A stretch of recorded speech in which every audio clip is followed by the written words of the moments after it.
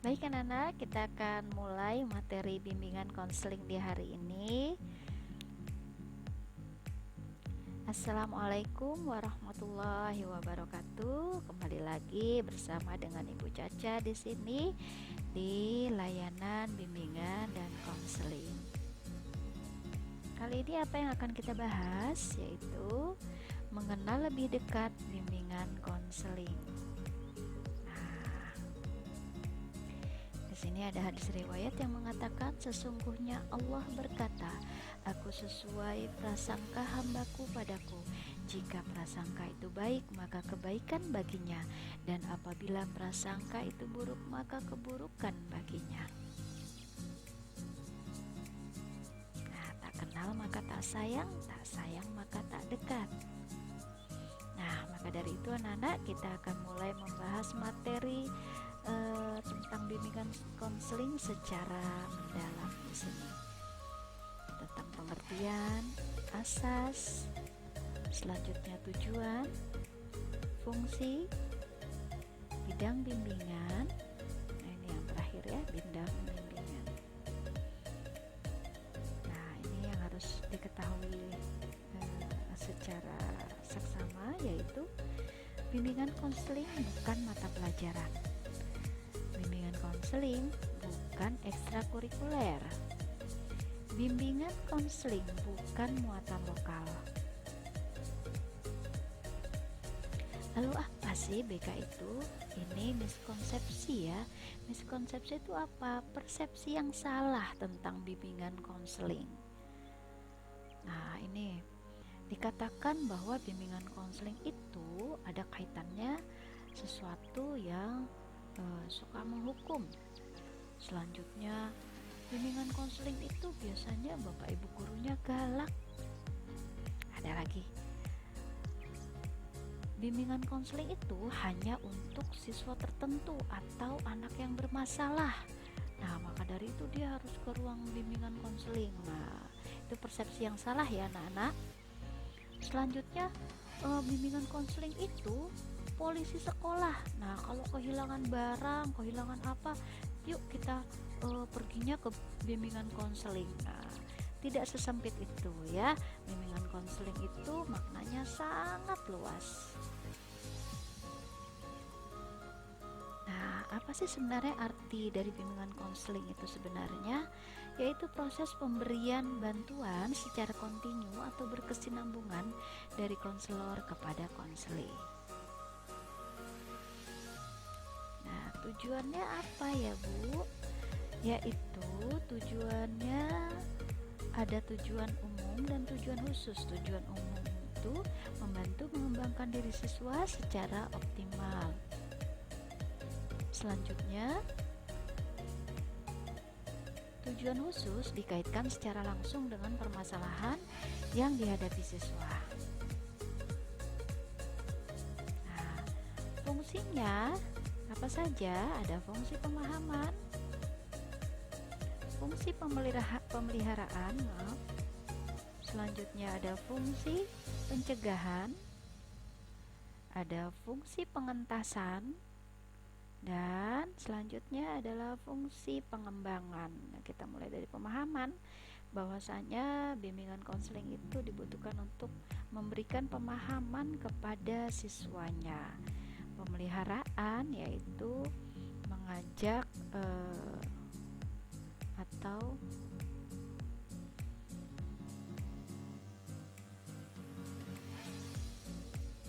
ya, selanjutnya adalah fungsi pemeliharaan.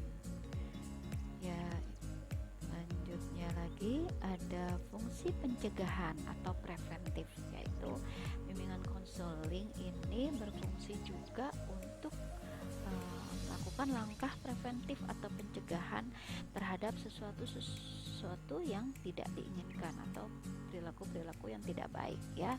Jadi kita memberikan pembinaan, memberikan materi, yaitu sebagai fungsi pencegahan. Fungsi pengentasan ini lebih kepada penyelesaian suatu masalah ya, yang harus membantu siswanya untuk bersama-sama mengatasi suatu masalah yang dihadapi. Selanjutnya selanjutnya adalah fungsi pengembangan.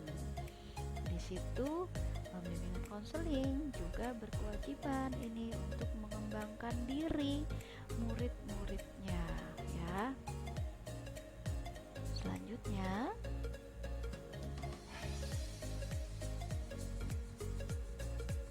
adalah bidang bimbingan. Meliputi apa? Ada bimbingan pribadi ya, pribadi lebih kepada individunya masing-masing, konselor dan individu atau konselor dengan siswa. Bimbingan sosial lebih kepada persahabatan atau hubungan antar siswa dengan siswa yang lainnya ya. Di situ ada bimbingan sosial. Selanjutnya ada bimbingan dalam belajar. Salah satu bidangnya yaitu bimbingan belajar jika ada anak-anak yang kehilangan motivasi atau minat belajar atau kesulitan belajar. Disinilah fungsi bimbingan konseling membantu anak-anak sekalian ya, membantu mengentaskan masalahnya sendiri atau masalah dari murid-murid itu sendiri. Selanjutnya adalah bimbingan karir. Bimbingan karir ini membantu siswa ya untuk mengarahkan kepada tujuan atau cita-cita yang diinginkan oleh siswanya. Itu adalah salah satu bidang bimbingan dalam bimbingan konseling. Ya, sekarang kita akan membicarakan tentang asas. Nah, apa sih asas dari BK itu? Sifatnya adalah keterbukaan, harus terbuka ya. Tidak ada yang ditutup-tutupi, jadi memang harus keterbukaan. Selanjutnya berasaskan kegiatan. Kemandirian ya, kemandirian yang dimaksud adalah anak-anak diajak untuk menyelesaikan masalahnya sendiri ya, dibantu ya. Kenormatifan ini lebih kepada norma-norma yang berlaku dalam masyarakat, bagaimana kita berperilaku sesuai tidak dengan norma dalam masyarakat. Ada juga asas kerahasiaan, bahwasanya konselor itu mempunyai asas kerahasiaan, tidak boleh diumbar-umbar ke yang lain ya. Makanya dari itu kita harus bisa menjaga kerahasiaan. Selanjutnya keterpaduan ya, harus bersatu padu, menyatu, dinamis ya, senantiasa melakukan perubahan jika memang perubahan itu ke arah yang lebih baik. Jadi tidak statis ya, selalu bergerak, selalu berubah. Selanjutnya kekinian ya, bimbingan konseling harus mengikuti era yang terbaru ya, mengikuti perkembangan zaman ya. Selanjutnya adalah bimbingan konseling ini asas keahlian, harus ahli ya, harus mempunyai keahlian khusus. Selanjutnya alih tangan kasus, bahwasanya tidak semua masalah dapat diselesaikan di bimbingan konseling, tetapi misalkan itu ada masalah fisik, masalah sakit yang mempengaruhi belajar murid-murid di sekolah, nah kita harus alih tangan kasus ke pihak-pihak yang lebih berkompeten, seperti misalkan dokter, seperti itu ya. Selanjutnya Tutwuri Handayani harus dapat mencontohkan yang baik ya, harus menjadi contoh atau teladan yang baik bagi murid-muridnya.